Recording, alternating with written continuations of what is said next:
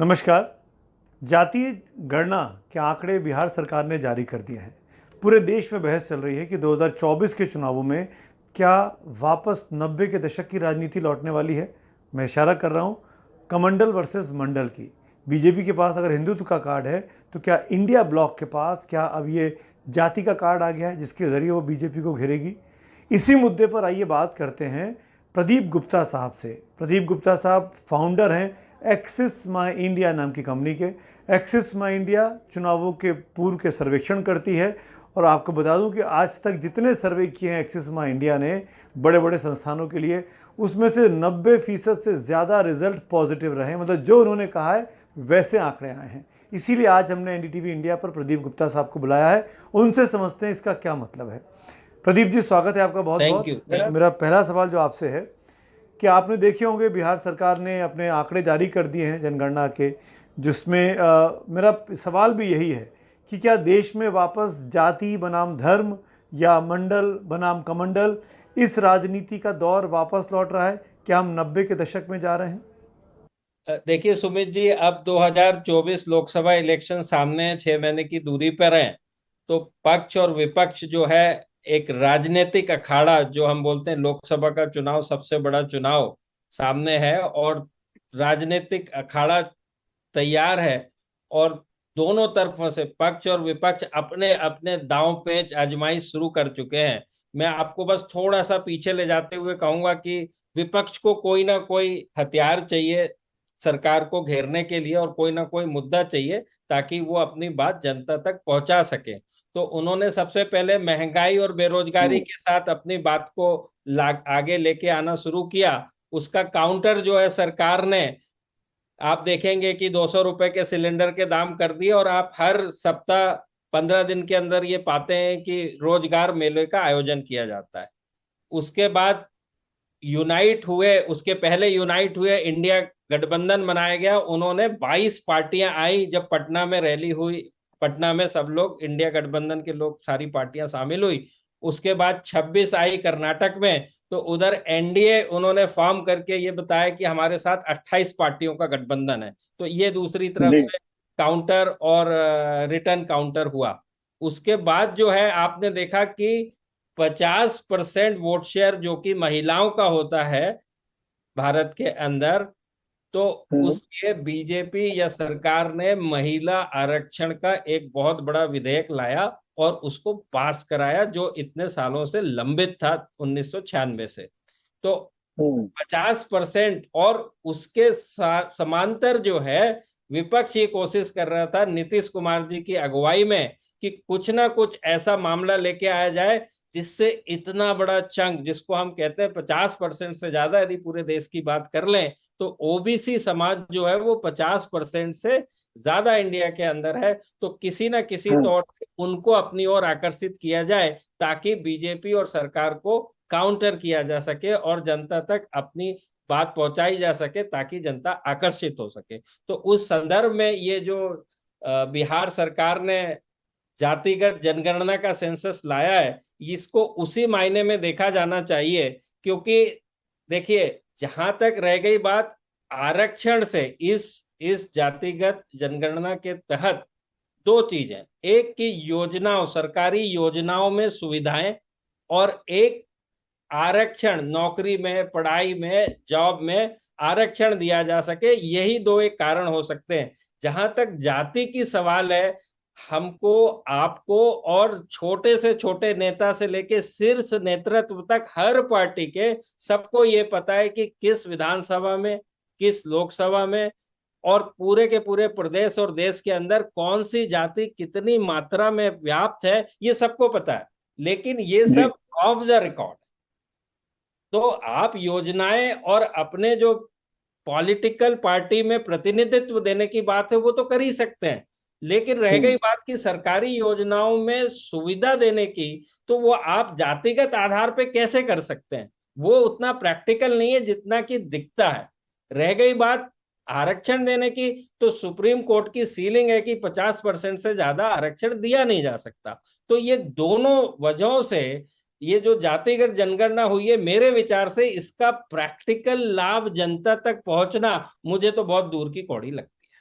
तो ये सिर्फ एक माहौल बनाने का प्रयास है कि चलिए हम आपके साथ हैं। अच्छा, पिछले दिनों सुमित जी क्या हुआ कि 14 का इलेक्शन देखें, 2014 या 19 का लोकसभा इलेक्शन, ओबीसी बड़ी संख्या में, जिसको हम लायन शेयर कहते हैं, वो बीजेपी के साथ लामबंद हुआ। तो जब बीजेपी के साथ ओबीसी लामबंद हुआ और अपर अगाड़ी ऊंची जो जाति है वो पहले से बीजेपी के साथ है, उसी के चलते आप देखेंगे कि 14 और 19 में बीजेपी को फुल मेजॉरिटी की सरकार बना पाने में सफलता मिली। तो इस वजह से जो 1990 में राजनीति शुरू हुई थी कमंडल की, और इन दलों का उदय हुआ, चाहे हम जनता दल की बात करें जो वीपी सिंह जी ने बनाया, और उसके बाद समाजवादी पार्टी, और उसके बाद विभिन्न जनता दल बने, ये सब के सबों ने जो है जाति की राजनीति को का बोलबाला रहा, और इन्होंने अपने अपने हिसाब से अपने अपने राज्यों में सरकारें भी की। तो इनको ऐसा लग रहा है कि फिर से क्यों ना हम इसी चीज को, जिस हथियार से हमने पहले कभी सफलता पाई थी ओबीसी का, उसके चलते हम इसको एक बार क्यों ना आजमाएं। वरना जहां तक जनता का बात है, मुझे ऐसा नहीं लगता कि किसी के जीवन में कोई परिवर्तन आने वाला है, या सरकार ऐसी कोई सुविधाएं ला सकती है जो जातिगत के आधारित हो। बहुत मुश्किल है, बहुत प्रैक्टिकल नहीं है। और उसके मैं आपको उदाहरण देना चाहूं। अब देखिए कि आप मणिपुर का उदाहरण ले लीजिए। मणिपुर में क्या हुआ, मणिपुर जिस तरह से आज जल रहा है कहते हैं, उसकी मुख्य वजह क्या है? उसकी मुख्य वजह यही है कि वहां की कोर्ट ने बोला कि मैती समाज को एसटी शेड्यूल्ड ट्राइब का स्टेटस दिया जाए, और उसके बाद से आप ये देख रहे हैं कि उन्माद मचा हुआ है दोनों समुदाय मैती और कुकी के बीच में। अभी तक जो है संघर्ष जारी है। उसके पहले मैं आपको ले जाना चाहूंगा कि आज तक इतिहास ये गवाह है भारत का, कम से कम, कि जिसने भी आरक्षण जैसे सेंसिटिव सब्जेक्ट को छुआ है वो चुनाव हारा है। अगला जो भी चुनाव था, जिस वजह से, जिस मंशा के साथ उन्होंने जातिगत आरक्षण की बात करी थी, वो आज तक हारा है। उसके मैं उदाहरण दूंगा। 1990 में वीपी सिंह जी ने मंडल कमीशन को जो है वो आयोग की सिफारिश को लागू किया।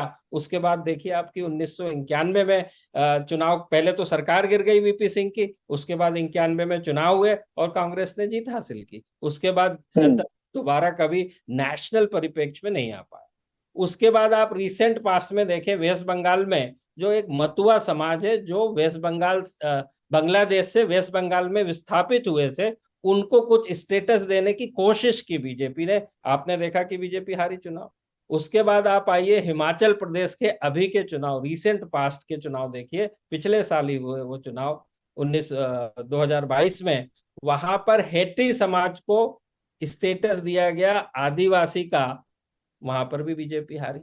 उसके बाद आ जाइए आप अभी के इसी साल के कर्नाटक का चुनाव मई में जो हुए, उसमें बीजेपी राज्य सरकार ने मुसलमानों का वो निकाल के वोकालिगा और लिंगायत समाज को 2-2% आरक्षण देने की बात करी, वहां पर भी बीजेपी की हार हुई। तो ये इतिहास बताता है कि जब जब किसी ने भी, किसी भी पार्टी, किसी भी व्यक्ति ने आरक्षण जैसे सेंसिटिव सब्जेक्ट को टच किया है, उसकी हार हुई है। और इसकी मुख्य वजह मैं बताता हूँ, हमारी स्टडी इसी बात की है कि ऐसा होता क्यों है।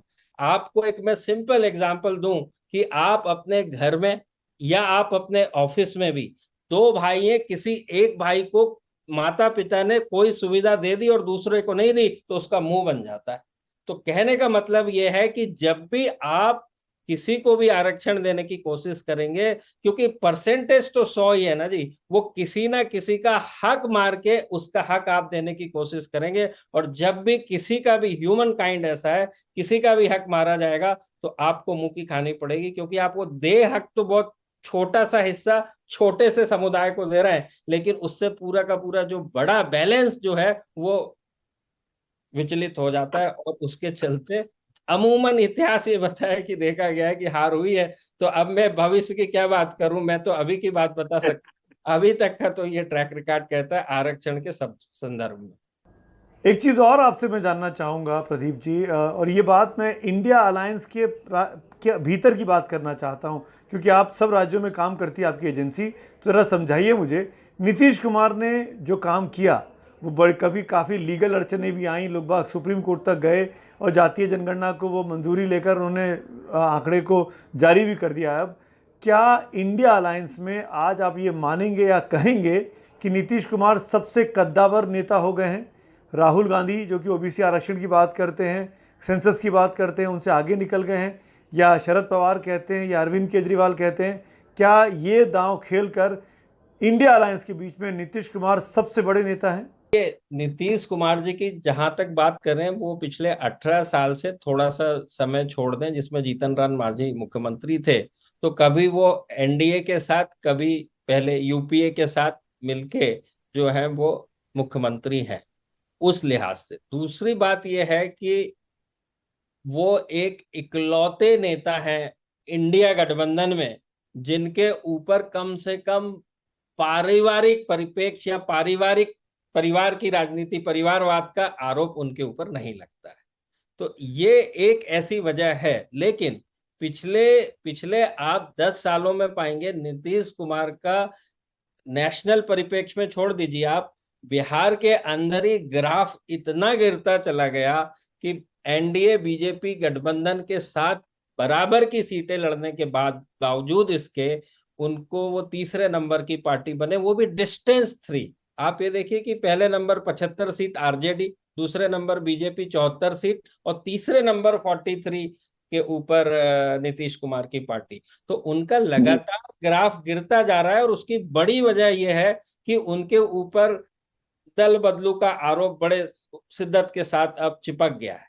लेकिन चूंकि उन्होंने एक बीड़ा उठाया है कि सभी अपोजिशन पार्टी को, क्षेत्रीय पार्टी को जोड़ने का, और एक संयोजक की भूमिका में है अभी वो। लेकिन सवाल ये आता है कि उनका ये जो जातिगत पैतरा है वो देश में और अलग अलग राज्यों में कितना प्रैक्टिकल है, क्योंकि हम पहले से देखते आ रहे हैं कि जैसे मैंने बताया, मराठाओं का आंदोलन महाराष्ट्र के अंदर, जाट गुर्जर का आंदोलन राजस्थान के, मीना और गुर्जर का आंदोलन राजस्थान के अंदर, जाट का आंदोलन वेस्टर्न यूपी के अंदर। तो ये लगातार जो है इस तरह के रीजनल क्षेत्रीय पार्टियों और क्षेत्रीय प्रांतों में अलग अलग तरीके से इसका प्रैक्टिकल हो पाना बड़ा मुश्किल का काम है। बिहार ठीक है, बिहार में एक अलग तरह का परिप्रेक्ष्य, अलग तरह का जातिगत समीकरण है, और वो पहले से ही वहां पे ईबीसी आप जिसको बोलते हैं, इकोनॉमिकली बैकवर्ड क्लास, और वो पहले से वहां पे मौजूद है, और इतने साल से नीतीश कुमार जी राजनीति कर रहे हैं। तो जो फायदा देना था, कोई वो जातिगत जनसंख्या के लिए रुकावट नहीं थी। हाँ, लेकिन ये कह सकते हैं कि नीतीश कुमार आज की डेट में ऐसा है कि उन्होंने करीब करीब ये मान लिया है कि अब मुझे कुछ ना कुछ नेशनल, राष्ट्रीय राजनीति के संदर्भ में कुछ करना चाहिए, क्योंकि अब उनको राज्य से वो देख चुके हैं कि वो कहाँ पर खड़े हुए हैं एज फार एज जनता के समर्थन के संदर्भ में। आप साफ साफ बताइए ना, क्या नीतीश का कद इंडिया के तमाम नेताओं के बीच में बढ़ेगा या नहीं बढ़ेगा? देखिए, कद का जहां तक सवाल है, दो विषय है। एक है कि इंडिया गठबंधन के अंदर विभिन्न राजनीतिक पार्टियों के अंदर, तो हाँ, विभिन्न राजनीतिक पार्टियों के अंदर कांग्रेस से बड़ा तो उनका कद नहीं हो सकता कभी। देखिए, जब भी आप इंडिया की बात करेंगे तो आप पाएंगे सिरमौर की भूमिका में वो हमेशा कांग्रेस ही रहे। हाँ, यदि कांग्रेस ये कह दे कि हमें सब कुछ मंजूर है जो नीतीश कुमार कह रहे हैं या कर रहे हैं, तो फिर एक बात अलग है। उसकी उसकी उम्मीद बहुत कम लगती है, क्योंकि यही प्रयास जो है प्रशांत किशोर ने किया था, यदि आपको याद हो। कांग्रेस के जो वो नीति निर्माण की कोशिश कर रहे थे, और की भी उन्होंने, और बहुत सारे उन्होंने विषय को भी रखा कि कांग्रेस को अब ऐसे चलाना चाहिए, इसमें ऐसे ऐसे ऐसे होगा।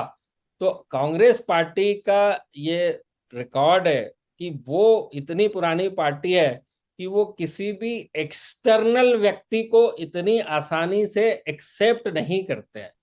तो उस संदर्भ में मुझे लगता है कि कांग्रेस से बड़ा नीतीश कुमार का कद इंडिया के अंदर तो नहीं होगा, सीटों के भी लिहाज से और पूरे देश में प्रेजेंस के भी हिसाब से।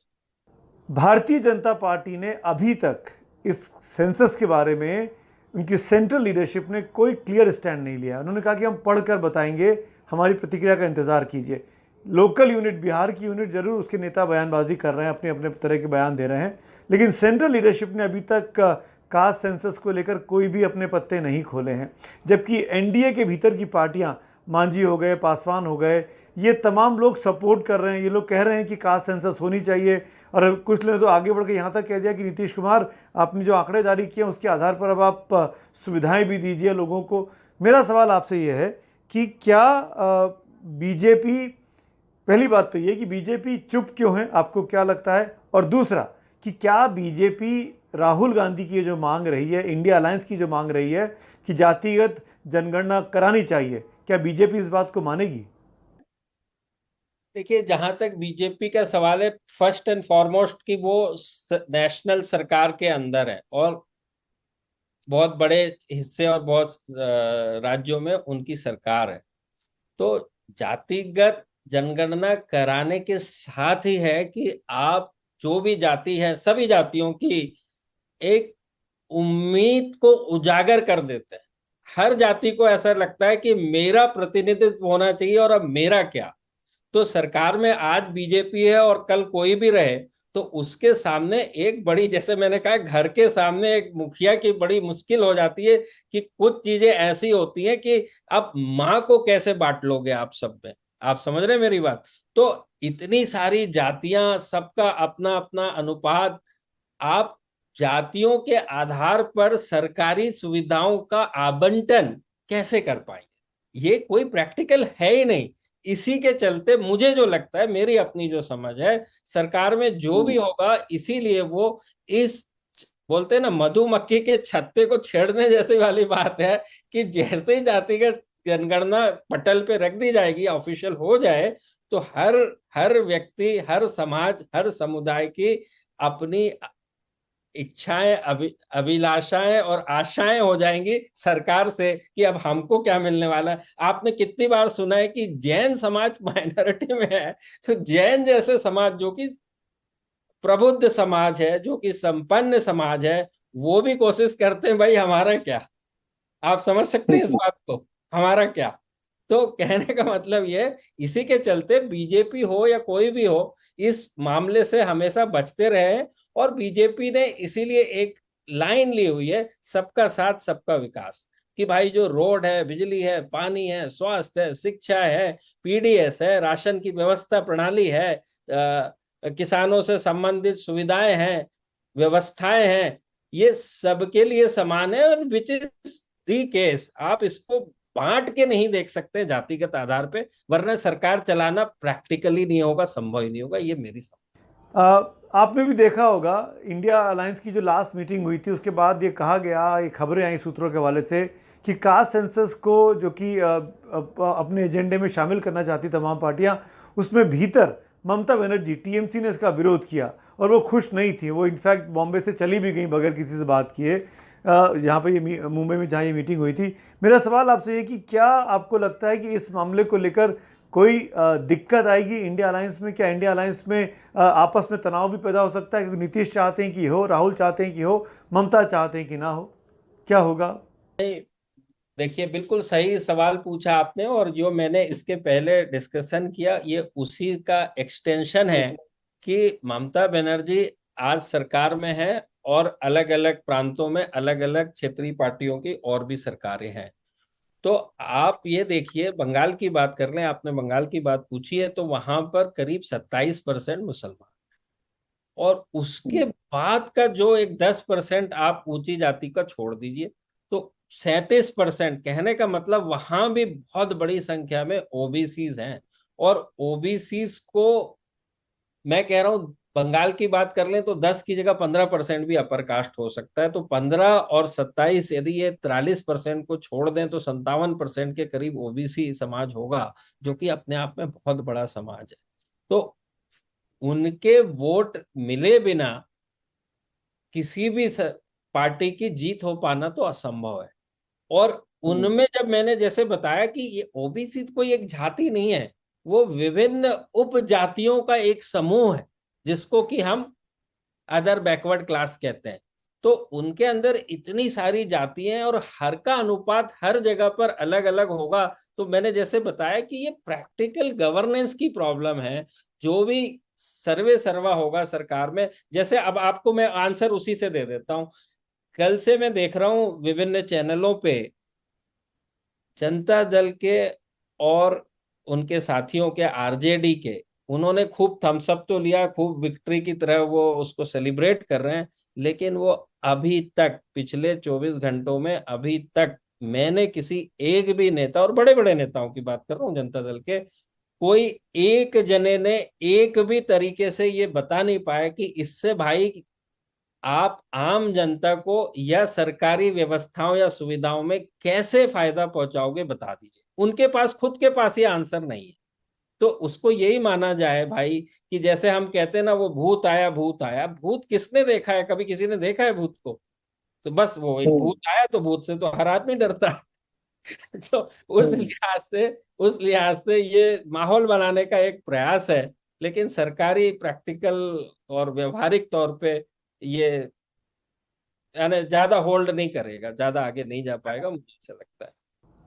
जो जो बहुत इम्पोर्टेंट है, इसलिए मैं कह रहा हूँ, आप पूछना चाह रहा हूँ, बीजेपी, आपके हिसाब से माना जाए तो बीजेपी की राजनीति में मंडल कमंडल सब एक हो जाते हैं। 2014 और 2019 के आंकड़े, नतीजे हमको ये दिखाते हैं कि बीजेपी को हिंदुओं ने भी वोट किया, ब्राह्मण बनियों की जो पार्टी थी उसको ओबीसी ने भी वोट किया, तभी बीजेपी को 14 में और 19 में 250 और 300 के ऊपर सीटें मिली। मेरा सवाल आपसे ये है कि क्या इस पूरी लड़ाई में धर्म और जाति की जो लड़ाई चल रही है, कमंडल और मंडल की जो लड़ाई चल रही है, उसमें क्या भारतीय जनता पार्टी को एज आज भी है? मैं ये कहूंगा ना, जो हमारी स्टडी कहती है, हम पिछले 10 साल में एक्सिस माई इंडिया ने, मैं आपको बता दूं, 64 टोटल चुनाव का अनुमान लगाया, प्रिडिक्शन किया है, जिसमें से 60 बैंक एग्जैक्टली वही के वही रहे हैं।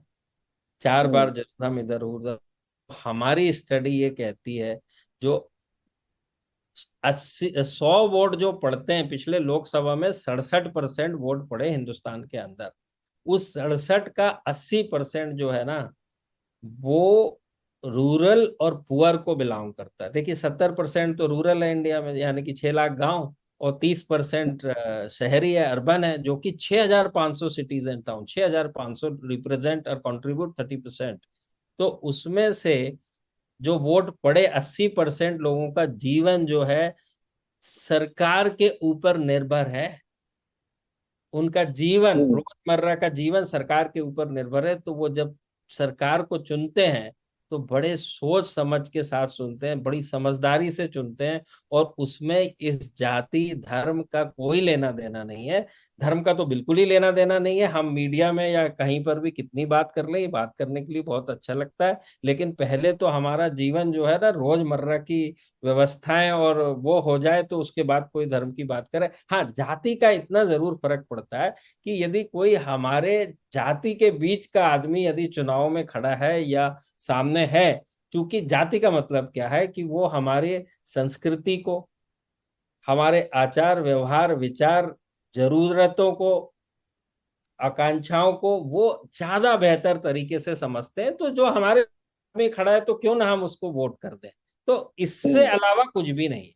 इसके अलावा है कि आप जनता को, जनता जब आपको चुनती है तो ये बड़े उम्मीद के साथ चुनती है, और उसको ये पता है कि हमारी इसको, इस सरकार जिसको हम चुनने जा रहे हैं, उससे क्या क्या मिलने वाला है। और वो जब नहीं मिलता है डिलीवरी के तौर पे, गवर्नेंस के तौर पे, तो वो उसको बदल देते हैं। आप ऐसा समझ लीजिए, जब हम ये पेन खरीदते हैं तो लिखने के लिए खरीदे ना, जिस दिन ये लिखना बंद कर देता है ना, आप इसको रिप्लेस कर देते हैं।